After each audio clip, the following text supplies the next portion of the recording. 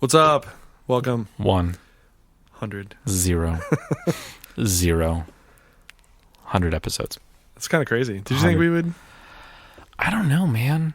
make it? Like, it's think this weird. would like peter out at some point? Yeah, there's some moments where I'm just like, do I really want to like keep doing this? I always want to keep doing it. It's just the time thing. Yeah. Because we started it in October of 2020. Yeah. So it's been 2 years Yeah. for us. Yeah. And like, not that there weren't things to do, but like, I didn't have the same extracurricular stuff going. Yeah. Were you doing marching band then? I was, but like marching band we didn't do anything because we couldn't really go to the football games. Yeah. We didn't have competitions. Like musicals didn't start till like way late. Like just things weren't as busy. And so it was easier to find time to get together and record and whatever. Plus, I think also because we did like 10 ahead of time, like before the first one ever released. We did quite a few. We did a few, but I don't because think we did started 10. in October of 2020, but the first episode didn't come out till January 21. Mm-hmm. So like we had banked a bunch. So I kind of got used to like, I don't know, like we could record a bunch and then we could not get together for a while and it was fun, and we've done that periodically, but yeah, it's kind of wild. Yeah, 100. Just thinking about it. Yeah. I'm like, it's 100 episodes. Yeah. It's 100. Yeah, I don't know. Oh, now I remember. Strong Songs just did 100 episodes. Okay. But they also do like 2 episodes a month. Okay. Instead of 2 a month. 2 a month. Oh, so they've been going. Yeah. 4 years. Twice as long as us. Right. Yeah. And they also, I think they take off like December. Okay. He's just like, I'm not going to do any, like does a recap at the end of November and then takes off December and then jumps back into it. Okay. In January. Yeah. So 100 episodes. And you look at like WTF and he's up to like 1,600 or whatever. He also does 2 a week. What I think is weird about like the number of episodes is like when I listen, like what you just said, WTF, he's up to what? I can find out exactly, but it's well over 1,000. Yeah. So I'm like listening to like Tell 'em Steve Dave, which is an offshoot of Smodcast, which Smodcast has kind of like not done anything in forever. But they're at 500 episodes. And I'm like, I've listened to all of those. That's me in like the Weekly Planet. Yeah. I didn't get on in like episode 1, but I got on within the first probably 30. 1384, by the way, for WTF. But still, yeah, so 2 many. a week. Yeah. It gets to be, as a listener, it becomes like too much. It's just like, even I see the number, I'm like, I'll just listen to the ones that I want to listen to. Yeah. I get that. It's because like, who was it? Chris Hardwick, when he did whatever it was before, it's Nerdist. I think was that was the podcast. Yeah. He stopped that. Well, kind of stopped that. He just kind of rebranded it as ID10T. Okay. Something I forget. But like he's doing 3 a week. And sometimes they do hostfuls. What's hostful? So most of the time it's him and like he's interviewing people. And then there were like 2 other guys who was Matt Myra, and Jonah. What's Jonah's last name? Ray. Jonah Ray. Yeah, I was going to say Jonah Hill. Like that. Jonah Hex. Jonah Ray. It was those 2. And then a hostful was just like, it's just those 3.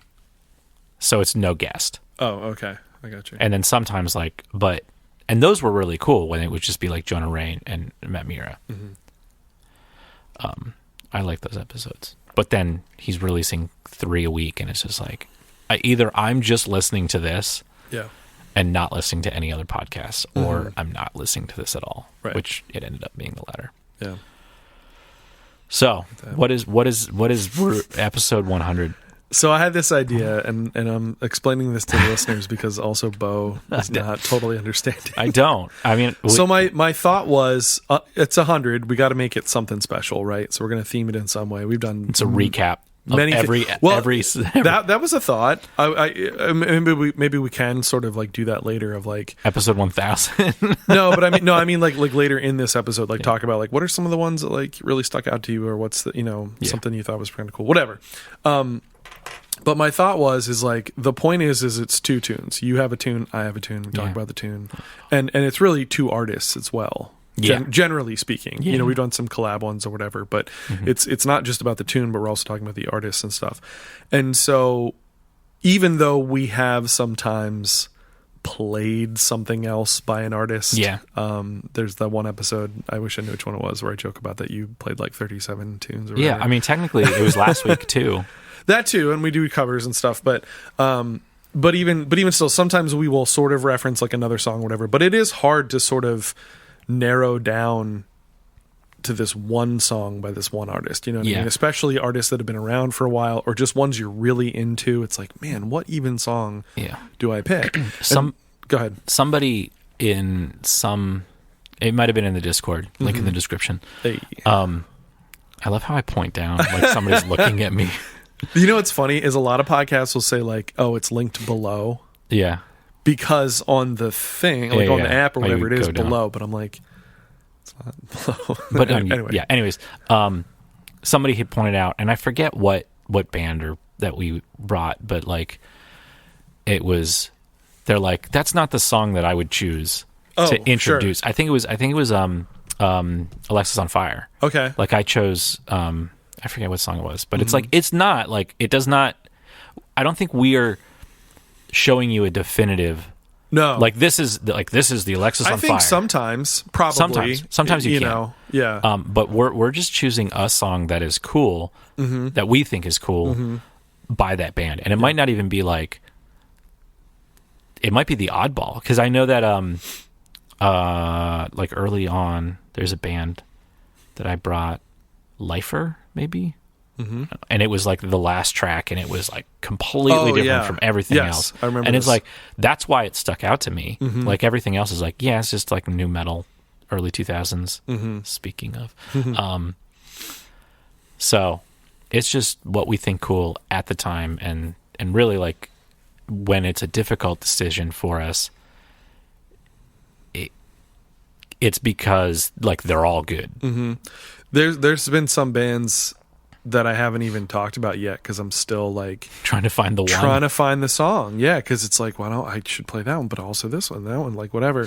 So I think at some point just bite the bullet. But also like we have also brought back sort of some bands in some ways. Yeah. Like I've literally played 2 songs by Sammy Ray and the Friends, just because like for one it kind of fit the theme we were discussing, but also like I just felt like I needed to bring them back or something, or if like a band or somebody we've talked about, an artist we talked about has like something new come out, we may want to talk about that also. So I think we've both kind of, I think unwrittenly in a way, decided not to sort of repeat stuff. Yeah. Or at least not as much.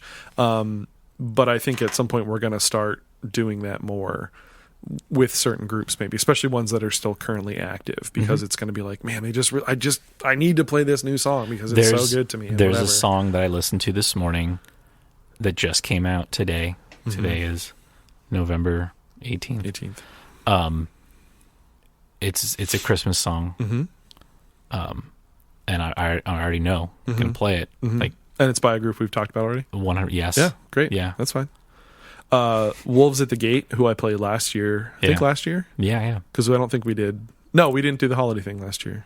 No. Yeah, we did. We did because, sorry. This is my brain second you're thinking of. I'm thinking of because we recorded in December of 2020, but we had not released yet. So anyway, for our like holiday season stuff, Wolves at the Gate, they had done that Come Thou Long Expected Jesus, which is like a hymn, but they just released today, the 18th of November, their like 5-song holiday EP. Okay. So I'm not saying I'm going to play them for sure, but like I might. I haven't heard the rest of the EP yet. I've only heard that one song, which has been out for a couple of years. So yeah, I will actually send you after this the song. Okay. Because I'll tell you later. So I was preparing my listening examples for my classes for 2 weeks from now, because next week, as we record this, is Thanksgiving. I don't give assignments during the Thanksgiving week because it's only 2 days and it's the holiday, whatever. So the following week, December 2nd, they will have their next assignments due. And so since it's December, I'm like, yeah, we can play some holiday stuff in there. So like find big band piece based on whatever holiday tune, whatever. And then for theory, I was trying to find some stuff, and I was like, just on Spotify, and I was like searching like interesting Christmas songs, quirky Christmas. Like I was just trying to find like insert adjective Christmas, just to find stuff that was not the normal stuff. And I found some playlists, and nothing too like really kind of stuck out at me or whatever. But what I decided to do based on that is I'm going to make my own holiday playlist of songs that I really like. Some of them may be kind of more traditional, but like mostly just ones that are like a little different. Yep. So then I can come back to them, or I can more easily suggest holiday things to folks. So made me think of that. So what's this episode about? Oh, as I never said. So the episode, my idea for the episode was, because sometimes it is hard to narrow down, let's deliberately pick 2 tunes each by an artist, but also sort of with the idea of maybe it shows different sides of them, or it shows like growth if it's like an early track and a later track or something like that. But just something, and I had the idea mostly because of the group that I'm presenting, because they sort of sounded, you can hear the through line. I'll use that word again that you love. You can hear that it's the same band, you know what I mean? But the sound has changed a bit in different ways. Even like we've talked about, like with Church Girls, and we talked about it with them when we interviewed them, which was cool. There's a highlight from the past couple of years. When they released that song Telepathic Mind, we mentioned and they mentioned as well, like, yeah, it does sound a bit different than our other stuff, yet it still sounds like them. You know, there's just growth and different things happening. So that hopefully explains it. So 2 different songs by the same group that maybe shows some different sides of said group. Does that make sense? Yes. Cool. Who's first? I am. You know, you're the keeper of the who's first thing. Yeah, so I when you said 2 things, and I wanted to kind of like, I don't think I can do somebody who's like, well, they have 2 albums, so I'm going to pick one song from this album and one, like, I had to go back far. Yeah. And be like, okay, well, I'm going to go back to my roots, kind of, sort of, but not really. I wasn't really a Pearl Jam like huge fan until like college, and then even then I was a poser version of them. Okay. Would you like that song from the 50s that Eddie Vedder covered? Yeah. I mean, no. I did like that song. I'm not picking on it, but I'm saying it's a Pearl Jam. It's not Eddie Vedder. It's Pearl Jam. Oh, really? It is Pearl Jam. Okay. But it's a Pearl Jam song. A 50s song, right? Yeah. Last Kiss. Yes. I have whatever compilation that was on. Yes. So it's Pearl Jam. And I didn't want to... I don't want to play Pearl Jam, but they made me do. No. Yeah, so I'm like, I chose that. I'm a poser Pearl Jam fan, not like a huge Pearl Jam fan. But I have a lot of Pearl Jam records, and I have a lot of live Pearl Jam records, because in my first year in college, there was a bookstore that also had CDs. Nice. And I'm like, hey, I'm bored. I ain't got nothing to do. Yeah. I'll go there, and I bought CDs, and they had live, and I'd be like, oh, I'll buy this one because it says Cleveland on it, or whatever. So I have some live CDs, because they did that. They would record their whole tour and then release them. I don't think on the night, but like really, really close afterwards, where it's like, we just recorded this and this is the concert. Yeah. And they did that for a really long time. Snarky Puppy started doing that. Yeah. With certain shows. Yeah. I think they had like 5 or 6, but they did it. No, I saw them like 2 years ago or 3 years ago or whatever in Kansas City, and like the next week I could buy that concert, which was kind of cool. So, it's Pearl Jam. Pearl Jam. Who doesn't know Pearl Jam? Yeah. Hey, Eddie Vedder. Is there somebody else in the band that is like has name recognition, or is it just Eddie Vedder who's the lead singer? depends on. Okay, so all of this is leading me back to this podcast that I listened to, Ghost Notes. Oh, okay. Which I think you might have. I've heard it. I've not really listened to much. They're on the Nebula, right? Nebula. Yeah. It's 12 tone, the YouTuber 12 tone, That's right. and then the YouTuber polyphonic. Mm-hmm. And they just talk about random stuff. They release like once a month, maybe twice a month. And the last episode was deep cuts. So like deep cuts, if people know deep cuts, then like they don't, the longer you spend with somebody, you don't really know like, well, what's the popular stuff? So when you say that, when you're like, oh, like, I think everybody knows if you know Pearl Jam, you probably know Eddie Vedder. Right. And then you might know the other members. So on bass is Jeff Ament. Lead guitar is Mike McCready. That name I've heard of. The rhythm guitar player is Stone Gossard. That name I've heard of. Okay. Yeah, and then the drummer right now, or currently is Matt Cameron, who is also the drummer for Soundgarden. Oh, okay. And this other band that is a supergroup with Audioslave. No, different supergroup. Audioslave is Rage Against the Machine's rhythm section with Chris Cornell. Right. R.I.P. Yes. So at some point, so this kind of like leads into Pearl Jam. Mm-hmm. Is that a euphemism, by the way? Maybe. I don't know. I feel like it is. I let it yet again. And actually, what's really funny is I've been like just listening to a lot of just Pearl Jam, not a lot, but like a couple records just beginning to end. And then I have this friend from middle school, who huge Pearl Jam fan. Like you look at the back of their car, Pearl Jam stickers, Pearl Jam tattoos, multiple. Which I'm like, oh, you think you only need one, and not there. Anyways, so I'm thinking, it's like, that person knows way more than I do, and I want to like talk to them about Pearl Jam and be like, so tell me about Pearl Jam, and I want to learn from that person. But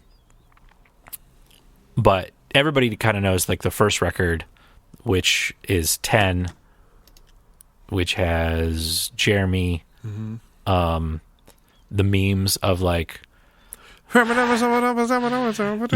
Man, so when Eddie Vedder said, that really hit me. Yeah. So like Once, Alive, Jeremy, Even Flow. Those are like, if you know them, you know them. Yeah. What year? 92? 91? 91, okay. 91. Yeah. 91. Because they were part of the grunge scene. Are they from Seattle? They are from Seattle. Okay.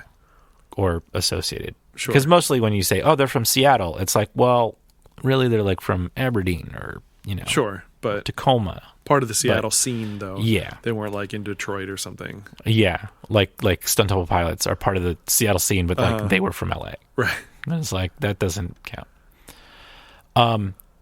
So I think that the reason I have these two songs is kind of that Pearl Jam started, and as most bands do, they start as a collective of like everybody kind of writes, and then it can narrow down to like one or two people. And sometimes it goes the opposite, where it's like the beginning was like these people, sure, and then everybody started to do it. Yeah. But this kind of started as everybody, because Eddie Vedder is actually one of the last members in the band.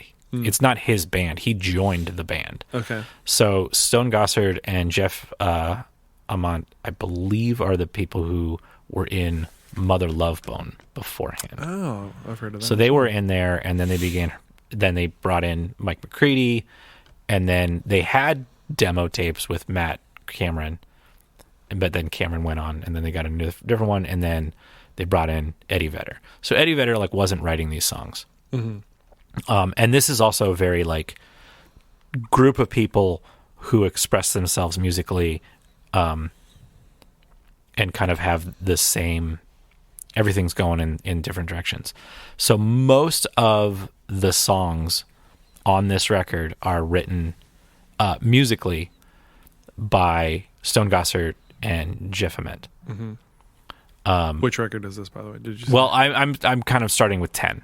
Oh, you're starting. Like 10 is like okay. all the lyrics are written by Eddie Vedder, but then the music is written by those people, and then like Eddie Vedder didn't really write a lot of the music on that record on 10. And then their next album is Verses, which has like a goat in a fence. It's a weird thing.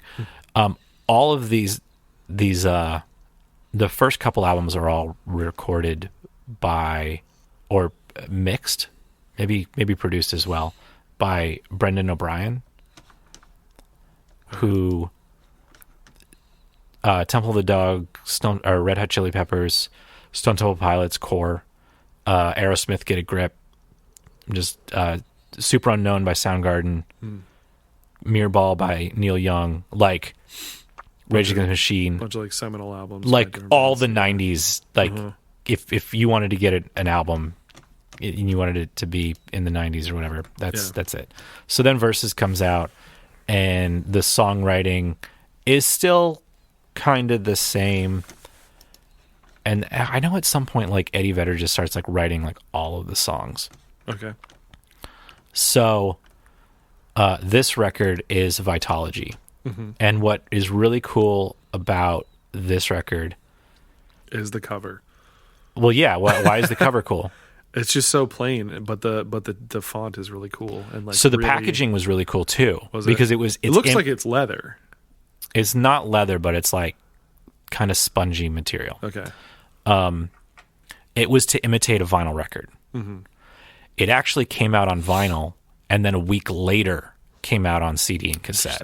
This is 94? This one is 94. Okay. So the first song is called Vitology, and I listened to it all the way through a little bit ago, and I'm like, there's a lot of really, really good songs on here. Like Nothing Man and Better Man. There's a Man trilogy. Nice. Because then there's another song called Leatherman. I don't know where it is. Corduroy is a really, really, really good track.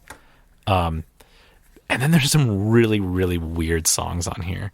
Like there's a song called Pry To, and it's just like weird. And then all the lyrics are like, and I'm going to try to imitate Eddie Vedder. It's like, P-R-I-V-A-C-Y, right? So, and he's just spelling out privacy is like something to me. So it's like P-R-I-V-I-C-Y, but mumbling over it as well. And then there's another one called Bugs, which is like bugs in my bed, and it's just weird. And it's like, what are you talking about? This makes no sense. So Spin the Black Circle is written musically by Stone Gossard, lyrics by Eddie Vedder. What's it about? Spin the Black Circle. Spin it. Spin the record. Yeah, that's exactly what it's about. It's about records. But lyrically, you could also be like, well, it could be about drugs. Yeah. So I'm going to... Also, and it's super punk. I was just going to say, this is a freaking punk rock song. This is a punk rock song. Which... I didn't... again, I listened to not at like any Pearl Jam, basically. The hits, I know. Yeah. Nothing against them, just not totally my thing. And, I like the hits and whatever, but I was not expecting this song. I was like, okay. Here's cool. This is the song when I listen to this, I'm like, I like this. Yeah. This is awesome. Also, for you saying you didn't know the assignment, you totally got the assignment. When I listened to these two tunes, I was like, no, this is exactly it. Oh, yeah, these are different. It's two pretty drastically different songs, but you get a sense of who that band is through them. Yeah. So, good job. So, here's some quotes about this song. Okay. So, guitarist Stone Gossard originally wrote the guitar riff for Spin the Black Circle much slower, but Eddie Vedder asked him to speed it up. And they speeded it up. I was like, I remember wanting everything to be faster. Stone gave me a tape with this riff, hums it at slow speed. This is the interview, I guess. He's like, or whatever he's doing. I had a speed control on my machine. I sped it up, came back and said, can you do it this way? The one part is here that the bassist Jeff Ament had admitted that he was unhappy at the time with the punk rock direction that the song took. He said that when we wrote Spin the Black Circle, I was like, oh, I can play the entire Dead Kennedys back catalog. I didn't really want to make music like that at the time. Which I'm like, yeah. This is like, bass is not featured heavily in this piece. Because it's just like, it's a punk rock song. So, here is, well, I gotta like do like 10 million things now. So, punk rock.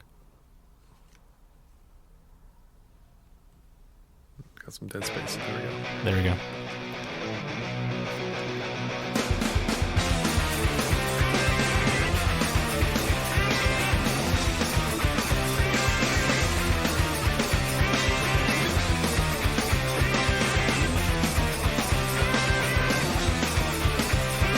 This sounds so much better when it's turned up all the way. Yeah. It's pretty quiet. This also doesn't really sound like Eddie Vedder. Like, if you just played this for me and was like, this is a very famous band, who is this? I don't know that I would get that it's him. The other song you have, 1000%. Yeah. I as I'm listening to this, it seems like, because the next song is off of Binaural. And I think he's like, after like the fourth record, people might be like, dude, we can't understand what you're saying. Yeah. Where this kind of is still kind of like mumbly a little bit. Yeah. Can be. Yeah.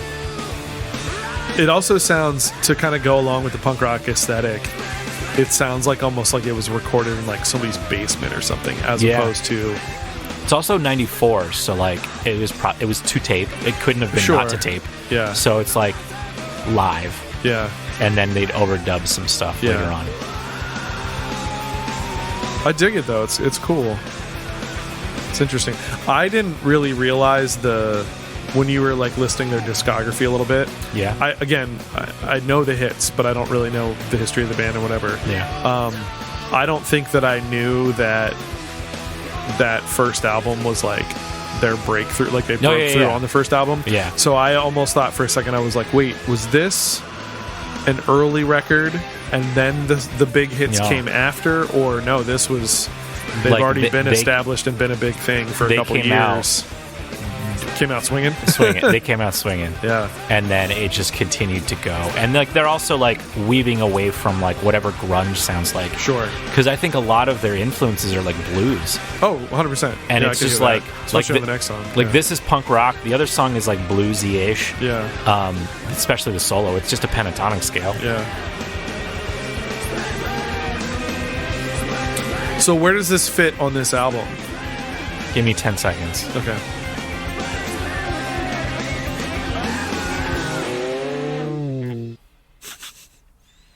Because you're telling me you got a song about bugs, you got a song where he's like spelling out things, but how does it fit sonically? Is there anything else like this? No. I mean, this is pretty much, I don't know. I mean, as I said, I'm not really like super versed in this, but there's like the Pry 2 and Bugs, and then I'm just going to call it Stupid Mop because like the other name of it is just weird. There's some weird songs that just like, why are you putting this on here? Like, get rid of those.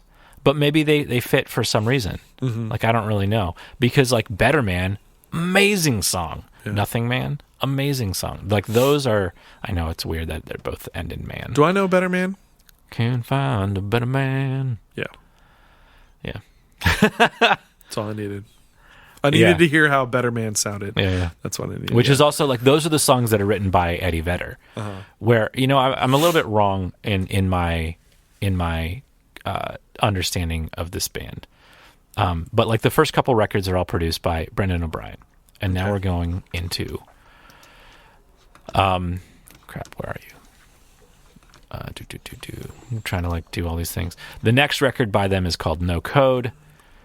The packaging is really, really cool of that. Like there were a whole bunch of kind of like Homeless Gospel Choir came with Polaroids. But these were like copied Polaroids, not one-of-a-kind Polaroids that Homeless Gospel Choir put out.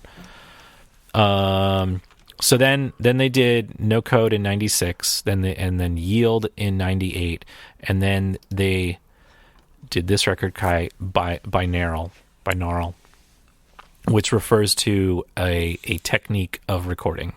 Mm-hmm.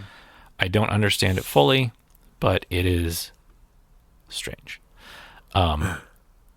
And this song that we have is going to do that, and is produced by Chad Blake, who apparently was experimenting with this 3D stereophonic sound.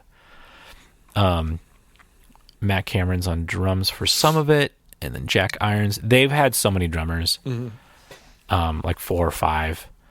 So this is a different drummer than the last record, or than we just listened to. Eddie Vedder had been going through writer's block, so a lot of this is like, there's not a lot of the lyrics are not just Eddie Vedder lyrics. Mm-hmm. They're everybody else as well.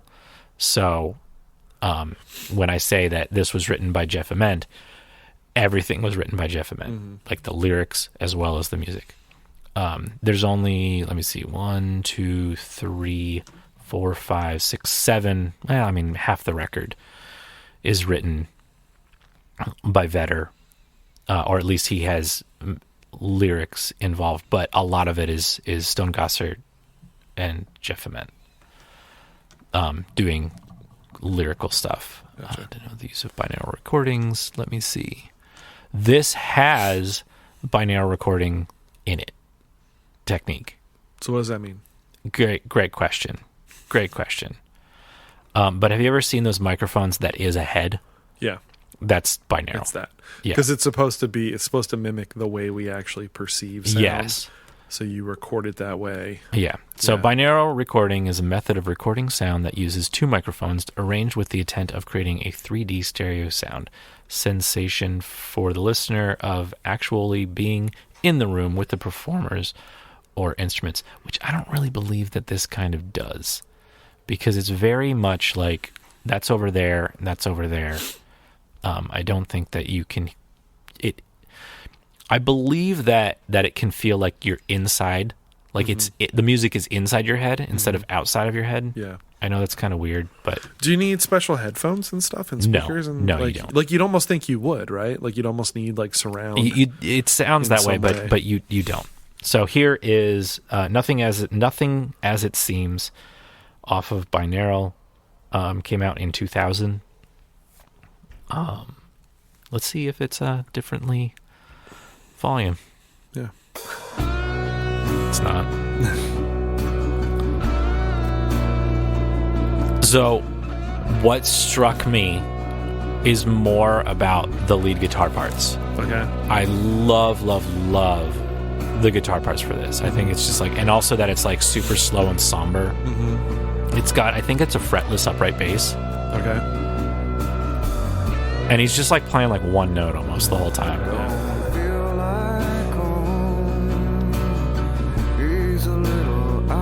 And I think they found every word that rhymes with own, because it's so, yeah.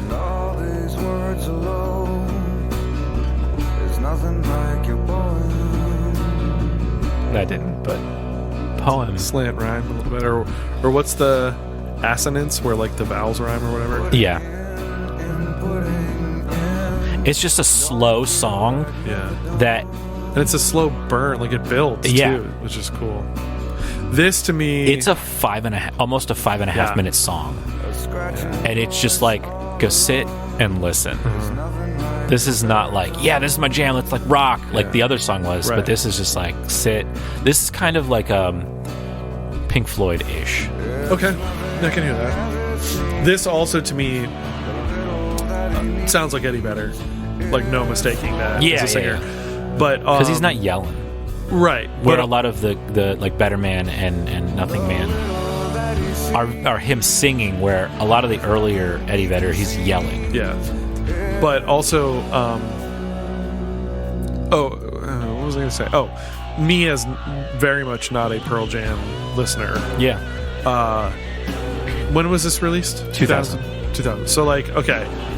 Again, I didn't really know the history or whatever, but I knew that they had been really famous in the 90s. Most of their big hits were from the 90s. Some more to come, whatever. Mm-hmm. But it's like, this to me sounds like I can hear this progression from 10 to this. Okay. Do you know what I mean? Yeah. Like, okay, they're a little older, a little wiser. They're going to mellow down. Not that every song is this, but yeah, I get it.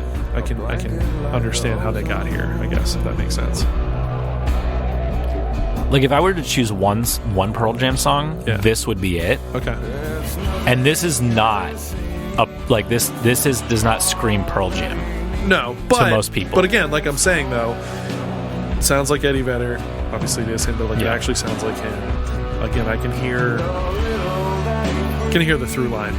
Use that word. Bridge.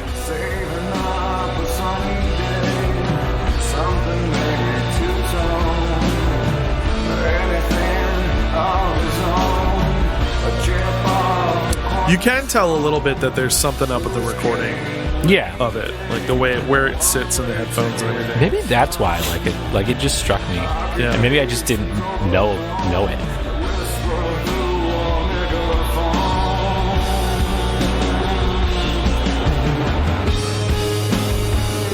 And I like that there's like a janky acoustic guitar on the left with like Hendrixy / David Gilmour-y lead stuff. More Hendrix than.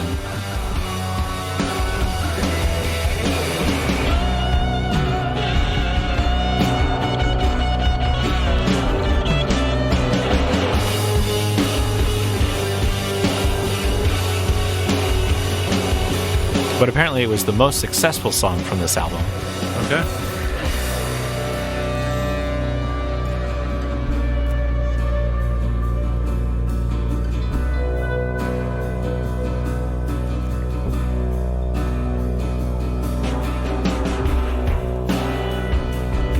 Drums are kind of dirty sounding, but cool. Like, so I'm like now like kind of scrolling through the Wikipedias of this, and there's like a thing that just popped out, which is like, this song has been compared to the style of Pink Floyd. It's like, yes, I am not original. Yep. No, which is also like kind of lends itself to like what I love, like Dark Side of the Moon, one of the greatest albums. Yeah.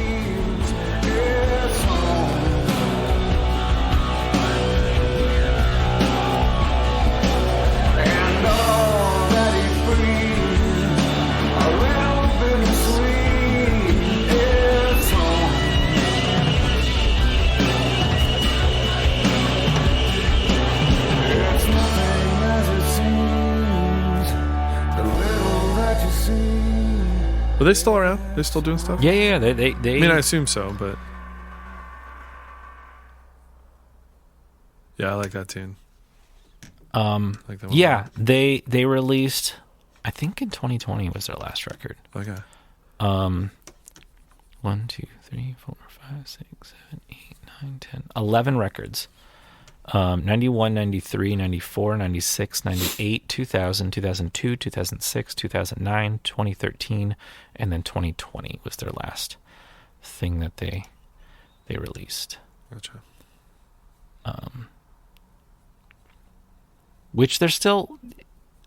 my earlier comment is completely wrong.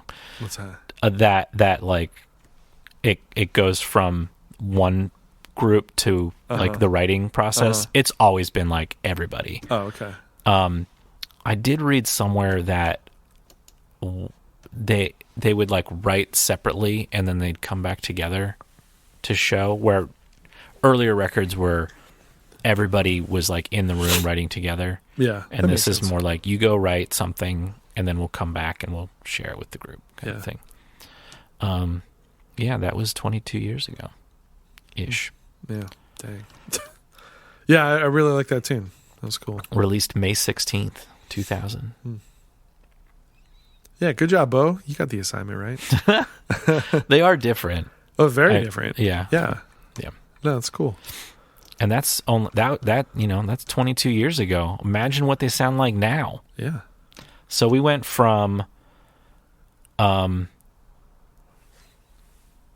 almost 30 years ago. Mm-hmm. Well, 18 years ago to 22 years ago. No. 28 years ago. 32 to 20. Math is not my strong suit. 94, right? 94, math. So 28 years ago. There, 28 years ago to, yeah. So 22 years ago. And then go listen to them now. See what they're sounding like now. Yeah. They've got an album called Pearl Jam, and it's got an avocado on it. Okay. Those hippies. those millennials. Those avocados. They're Gen. Why don't you stop buying avocados and buy a house? Yeah, I think this is. I have Vitology. I have No Code. I have Yield. I have Binaural on CD. I don't know what. I probably have something on vinyl. I don't know which one it is. I should probably get Vitology on vinyl. Yeah. But then I kind of stopped after this. So, and then I have a whole bunch of live CDs. Yeah. Anyways. Cool. It's my turn. It is. And usually this is where we would end because it's 40 minutes. It's all right. It's a bonus, a big episode. So it's actually funny as we're like talking about years and stuff. Our songs are not far apart year-wise. Say that again. So like your song, like your range for Pearl Jam in this Yeah. is 94 to 2000. Yeah. And my range for Blindside is 97 to like 2002, 3, something like that. I looked at that. Like it's just so funny that like they're from not that they're pretty much within the same range and stuff, and like could not sound more different musically and stuff, and not or not just musically, but even just like I don't know. It's hard to think. Like I think you think of Pearl Jam as like this. I don't know what I'm trying to say. Okay. Like I think even in like 2000, I would have thought of like Pearl Jam as like this band that's been around for a long time. Okay. But like Blindside would have been like this new upcoming thing. But like they're probably just like right around the same age. Like with Pearl Jam only being like a little bit older.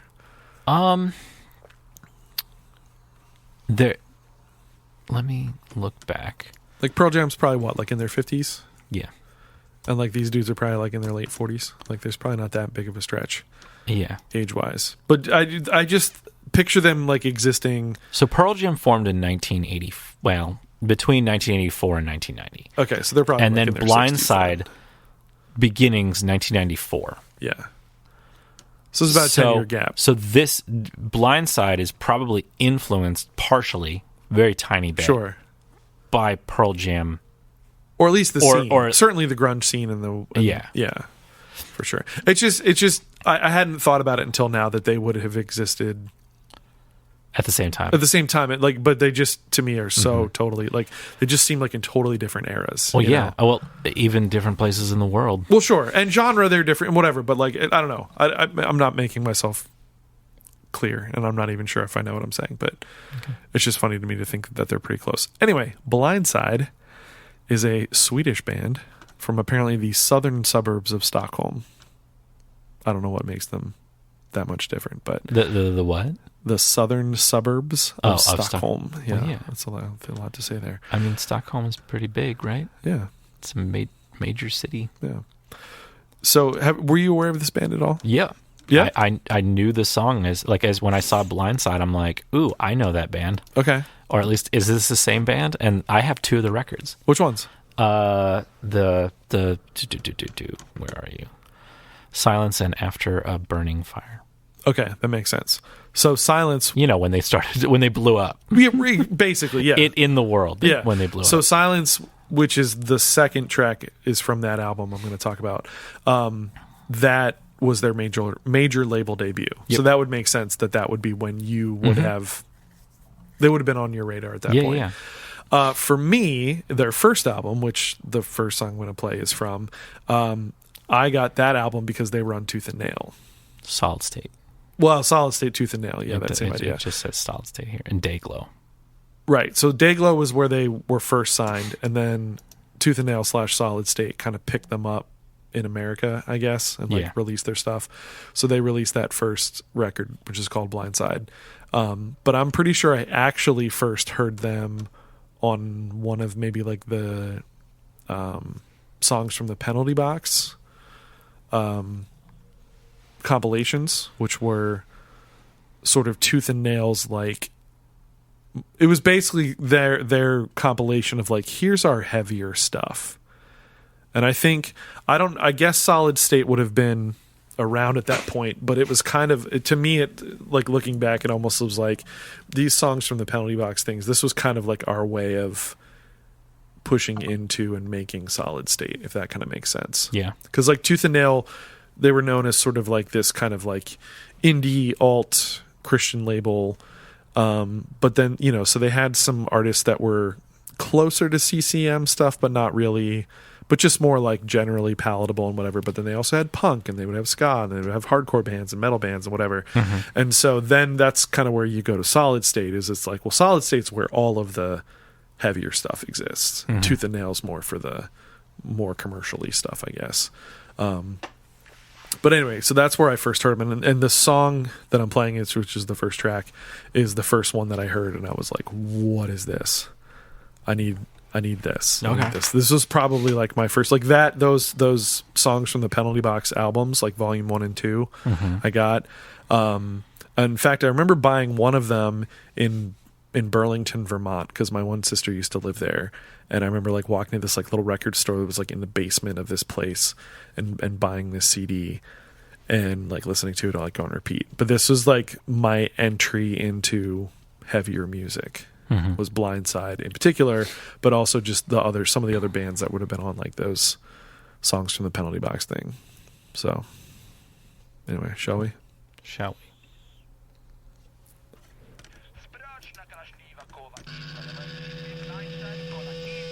Something in Swedish they're saying about Blindside.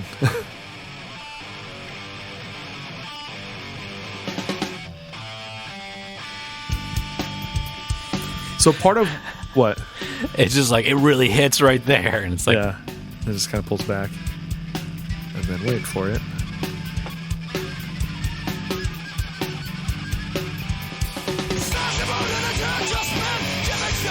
Yeah, I just was like, what is this?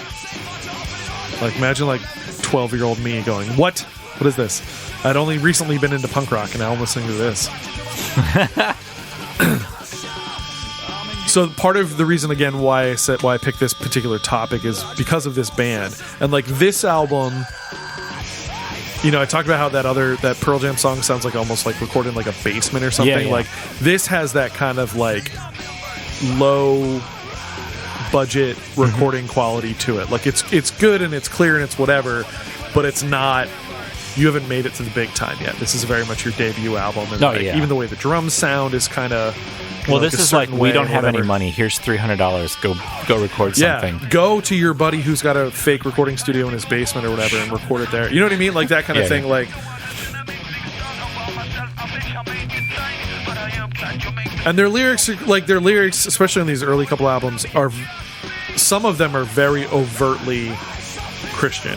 Oh yeah, and some of them it's a little more, is this what it is or whatever? But like, so that appealed to me as well as like a middle school aged evangelical kid. Like, yeah, this also, it's a little bit of this moment. I don't know. It's kind of, it reminds me of like early Incubus. Yeah, I can see that. And like I can kind of hear their influences. Oh, I'm like, they totally went on tour with. There's Incubus like metal things, and there's also like slight jazz. I was gonna say that little bass breakdown. It's almost like jazz like in a way. Yeah.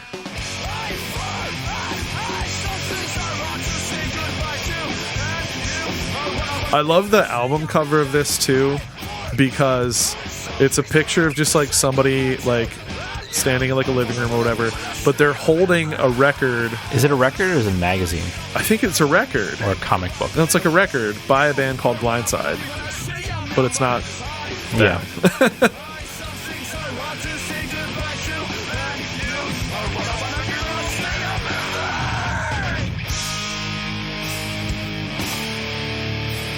Hardcore ending. Yeah. Yeah, man, I really like this album so much. I listened to this thing so much around that time. This would have been like 13, 14 around this time. Yeah, I listened to this a ton. And like, what a great opening track, too. And it just kind of goes in everything else. Yeah.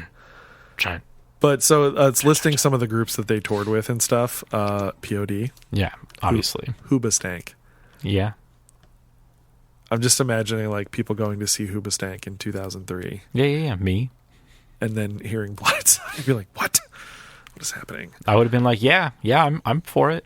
Yeah. That's probably how I got into Blindside, was through Hoobastank. Yeah. So that's their debut, 97. And then in 2000, they have their follow-up, A Thought Crushed My Mind, which was like really hardcore. Like it almost felt like a direction change for the band in some ways. That album, I don't know if I ever fully embraced that album. I should go back and listen to it again. But it just really went like pretty hardcore. And I don't know if it turned some fans off or whatever, but it just was, just, again, it kind of felt like a little bit of a left turn, a little bit of a direction change. It did get 4 stars on Jesus Freak Hideout, apparently. But then their major label debut, Silence, in 2002 comes out, and then they blow up. Yeah. And then I could be like, well, I've been listening to Blindside for 5 years already. So this is like, you're doing pretty good. Awesome. We're going to sign you, and then we're going to have Howard Benson produce you, and we're going to have Chris Lord Algae mix it. Mm-hmm. So like when I was like, oh, I see what you're doing. Like you're trying to be like, this is this, and this is this. But this is just like they were, like, I don't know the second record into this, and this is like, we threw money at this. Yeah. Like there is now money behind this, and it sounds so good. It sounds, it sounds really good. Yeah, like there's so when I listen to this band, I keep thinking of Pitiful. Like that's the song that's in my head. Sorry, I bumped the mic. And I did like Sleepwalking as well. Yeah. But Pitiful was the one, which is also overtly Christian. Yes.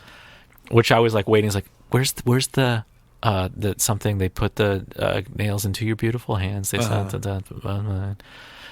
yeah, that was a song that I listened to first. Mm-hmm. And you're going to talk about Sleepwalking. Yeah, Sleepwalking. Again, Pitiful's a good one. Sleepwalking. What's the word I'm looking for? So Pitiful was the first single. Sleepwalking, the second single. But I'm trying to find Caught a Glimpse, the opening track, is a good one too. Mm-hmm. I mean, the whole thing, like, again, both these albums, like, I listened to a ton. Yeah. I mean, I listened to this album, and I bought it, I listened to it, and then their next major label. Yeah. After that, then, of course, like, major label things, like, they shift and they got bought out and different things, and, like, they kind of got pushed around and bounced around a little bit. They're still a band. They're still doing their thing. They just played Furnace Fest, which I would have loved to have gone to that.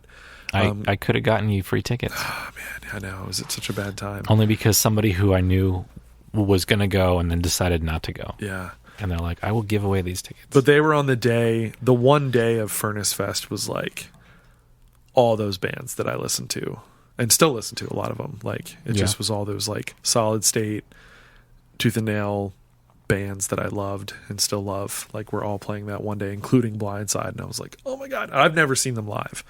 So I would love to see them. I wonder if I have. I need to kind of get caught up on their discography a little bit, especially like the stuff after this and the next album. And just, you kind of fall off with bands and different things, so you go different directions. So I should try to get caught up on some of their stuff. I would love it if they come out with some new things. Kind of a cool thing with them too is that like they've always been the same members pretty much. Yeah. Like it's just those same handful. I noticed of guys, that on here, which is kind of cool.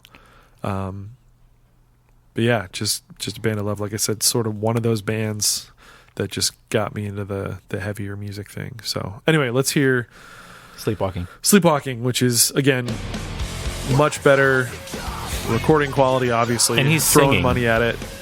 Yeah, well. But again, it's just, you can hear it's the same band, but they have grown as songwriters, as performers. Yeah. I do think that this song could be like 4 other songs. Okay. Like this, It's one of those ones where you could pick out these different elements and build then another build song. another song out of it. Yeah, I get that. So this is still like in that first section, Yeah. and then Here. yeah, here. Like this could be the bridge of this song. Yeah. That's the chorus. But it's so drastically different. Yeah. And then while I was listening to it, I kept thinking of like the other in Pitiful. Uh-huh.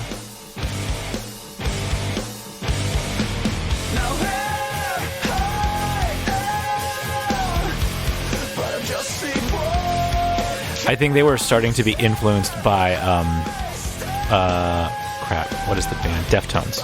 Okay. Like him vocally. Uh-huh. I think he's like, oh yeah, I could sound like, is his name Chino?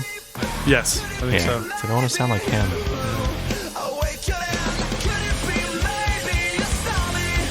I like his singing too. Christian singing, the lead singer. Or Christian.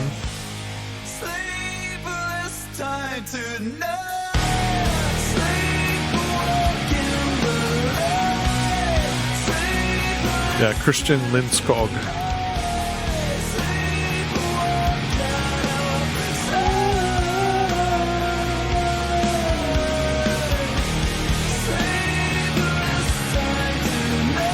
This is the first time too on this label or this on the record cover they have that like Blindside in that certain kind of font where it looks like lights or something. The hexagons. The hexagons. And this is a whole like new section, obviously like for the bridge and stuff. But when they re-released their debut, Yeah, I saw that. it's as well. that kind of hexagonal thing, and I'm like, let's put the regular cover on.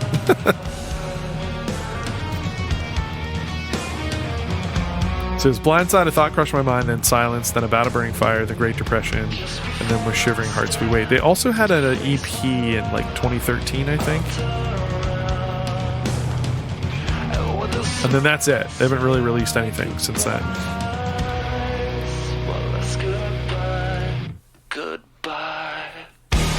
Love that. Love that. I do too. Everything like, just like kicks, pulls out and then boom, right in. kicks and cymbals. Just this. You can't see it. Yeah, Bo's just double fisting drumsticks right now. Double fisting drumsticks.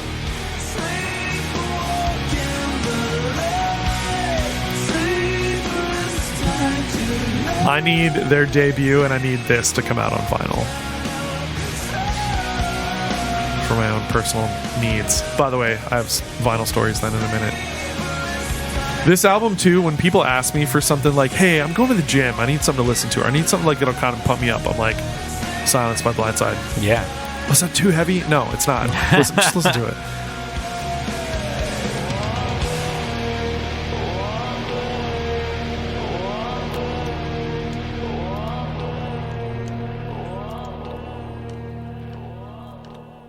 So good. So good. Yeah, see, this is, again, You're pumped. they're the reason why I picked this theme. Yeah. Because I could not have chosen between those two. It would have been very hard to do. I would have chose Pitiful. That's the thing, yeah. So, any other thoughts on Blindside? No. Yeah, I just really like them. So, some vinyl things. People are trying to make me go broke. And by people, I mean bands I like. So MXPX announced probably like over a month ago at this point, hey, everybody, we're releasing Life in General, Slowly Going the Way of the Buffalo, and The Ever-Passing Moment on vinyl. Mm-hmm. And there's going to be 3 variations on each. And get ready. I was like, okay. So they were doing a ton of marketing around these. They did like a lead up, like the 9 days leading up to it was like, let's talk about this version of Buffalo. Let's talk about this version of Ever-Passing Moment. Let's talk about this version, like the different splatter patterns and colors of vinyl and all that stuff. But the one thing they were not saying was how much they are. None of the marketing had how much. People were commenting on every single post. This is amazing. How much are they?